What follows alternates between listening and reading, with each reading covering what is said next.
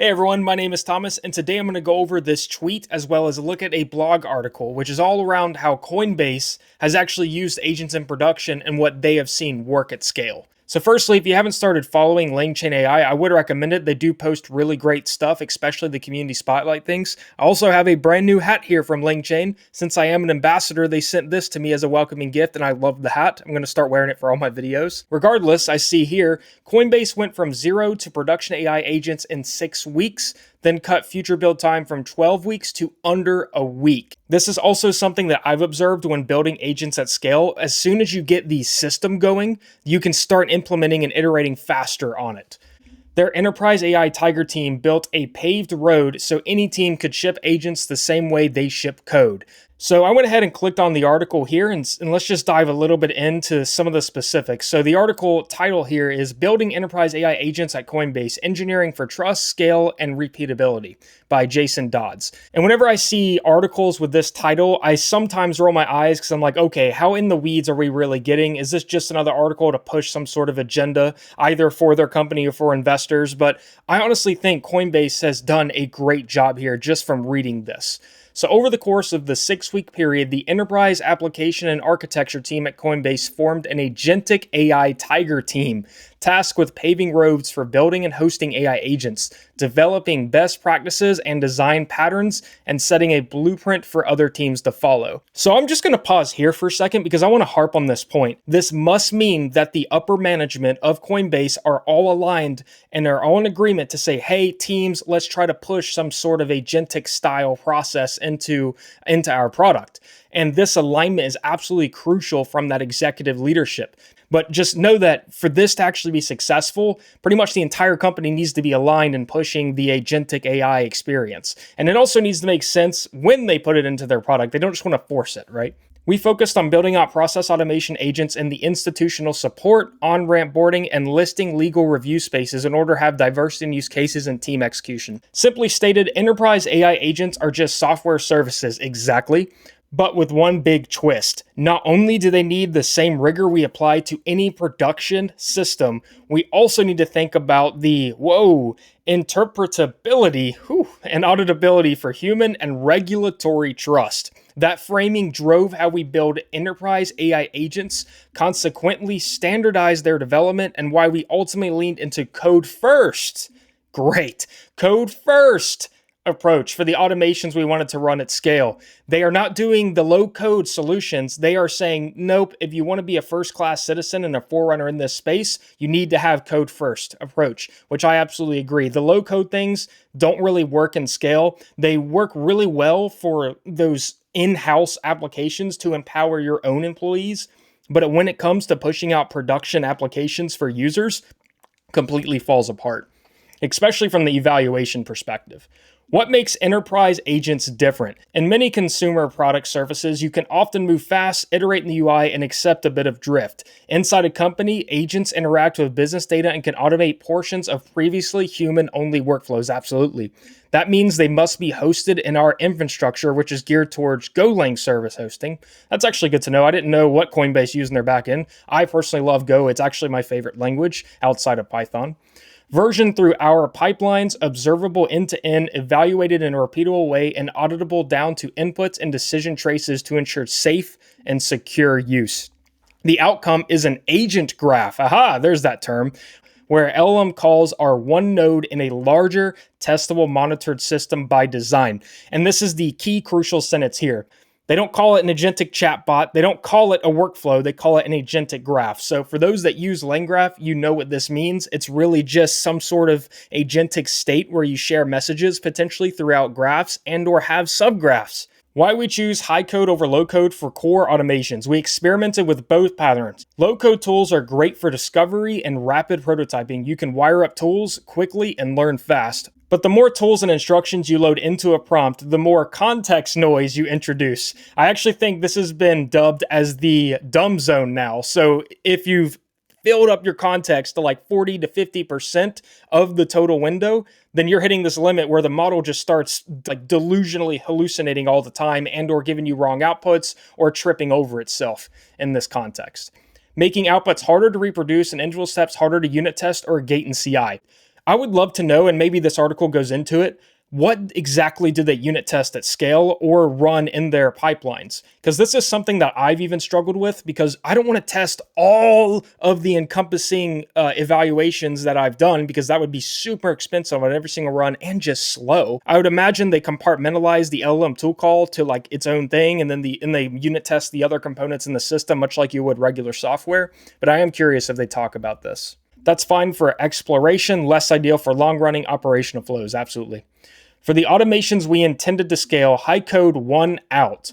Code first graphs, e.g. LangGraph and LangChain patterns, whoop whoop, gave us typed interfaces, version control, clean separation of data nodes from the LLM nodes, and the ability to attach observability, evaluation, and human-in-the-loop controls as first-class concerns. In short, we can engineer agents like services, not like chats. This is another key important point in this article. We can engineer agents like services, not like chats. Everyone is chasing this chat-like experience, and that is just not the end-all be-all of where LLMs are useful. You can absolutely augment existing human workflows in a deterministic way, but then injecting little components here and there that can use LLMs. It's like a form of prompt chaining. But then you can even throw in entire sub-agents that could automate a portion of the flow. It's really cool how this works and interops in the LangChain ecosystem, and I definitely say that if you haven't tried it out, give it a shot. Use LangGraph, use LangChain, especially the V1 versions. A 6-week push to pave the roads. We formed a focus team with a simple mandate: ship a handful of meaningful automations, and in doing so, standardize the stack. Yep, this is something that comes up repeatedly.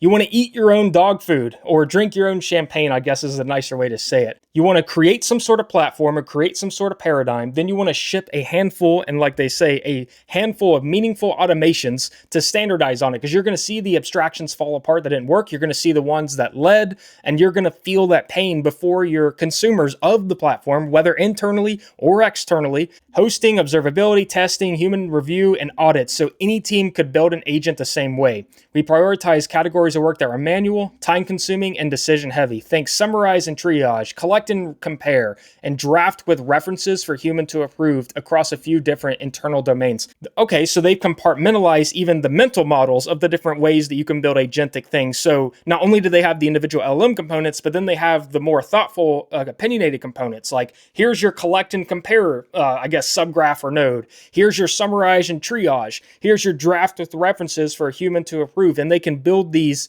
in some sort of a graph-like manner that you can use these components over and over again.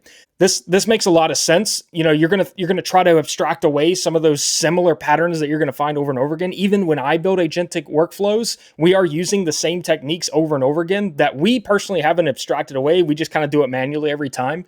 But I could see how this would be really great for at-scale production usage. By the end of the 6 weeks, 2 automations were in production with measurable time savings. That's great. I wonder how they measured the time savings. Did they actually have usage analytics embedded in their app to be able to make these and infer these conclusions? Would love to know. 2 more were completed end-to-end in development, and we've published reference implementations and onboarding materials other teams could adopt. That's great. I assume they mean internally. But most importantly, once those paved roads were in place, the time to build a new agent dropped from quarters to days, and more than half a dozen engineers were able to self-serve on these patterns. We built this with the observability first mindset. Every tool call, retrieval, decision, and output is traced.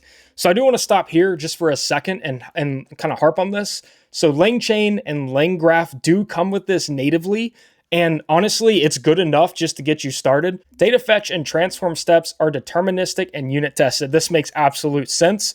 If you're doing data transformation in memory, or if you're doing something to the state, these are just inherently deterministic. That's just regular software. You can unit test those the same way you would unit test anything else.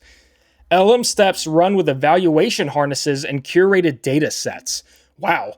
Okay, so steps run with evaluation harnesses. Which kind? Are they going to go in depth here? I would love to know a little bit about this harness. We use a second LM as a judge for spot checks and confidence scoring. I guess this is on their live evals, so as the traces are coming in, they have some sort of LM as a judge, spot check, and then confidence score on these evaluations, and then they can get like a rough estimate of like percentage of helpfulness, percentage of, not so helpfulness. And we treat human review as intentional part of the system, not a workaround. Absolutely. As a product manager, if you're in the AI space, you need to build human in the loop as a part of your system from day one. Now, it doesn't mean the human has to be involved in every little step, but at least the confirmation towards the end or some prerequisite confirmations that they need to do something extensive with permissions, right?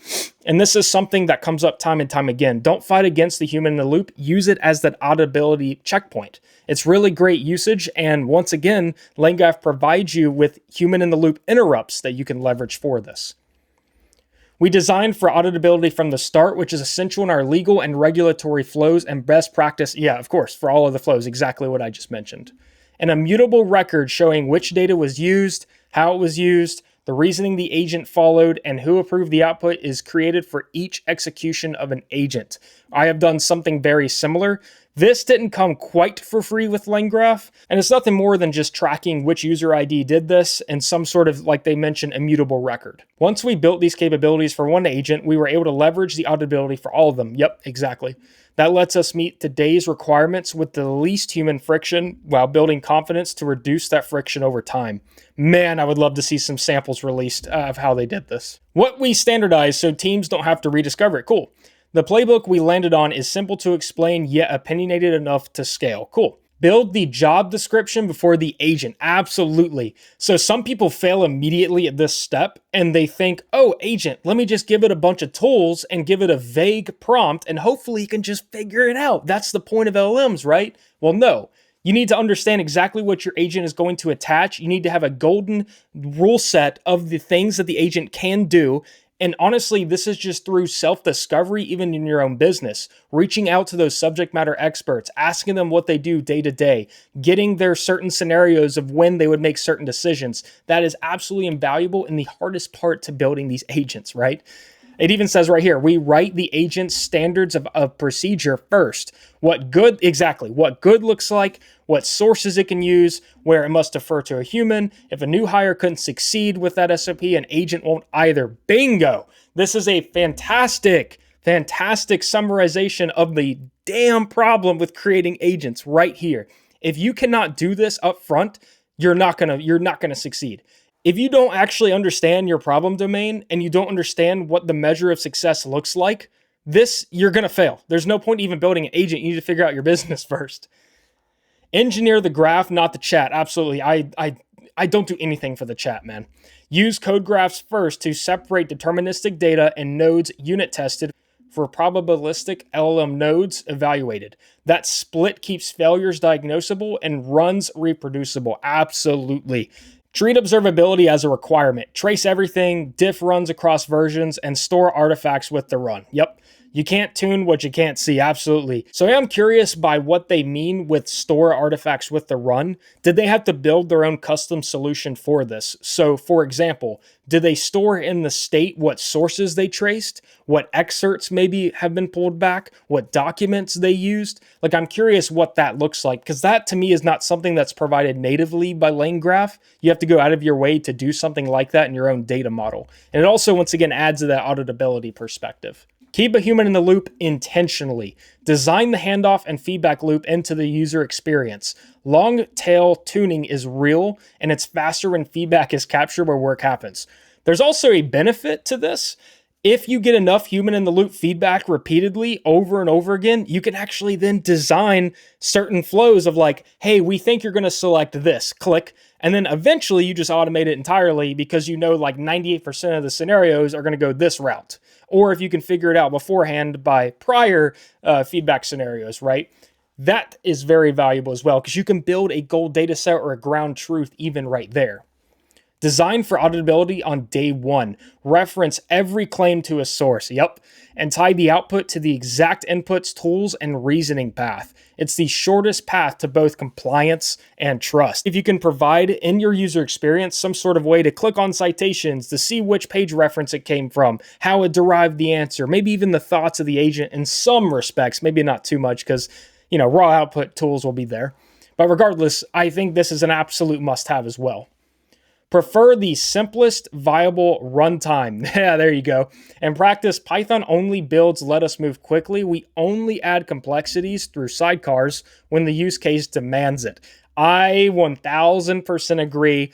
And I'm honestly completely aligned with this Coinbase take because this is exactly how I've discovered this to be in practice. Python only is the fastest way to get to where you're going as long as you have strong type checking or at least some sort of linter, either Pydantic or Firefly or TY nowadays.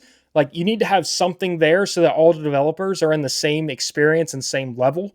But at the end of the day, as long as you ensure that your Docker runs these unit tests and everyone's machines give the same checkbox your CI would, then you're fine. Results: in 6 weeks, we proved the pattern of multiple internal automations, put 2 into production with more than 25 hours saved per week, completed 2 more end-to-end in development, and published the paved roads that cut new build time from 12 plus weeks to under a week while upskilling engineers to self-serve.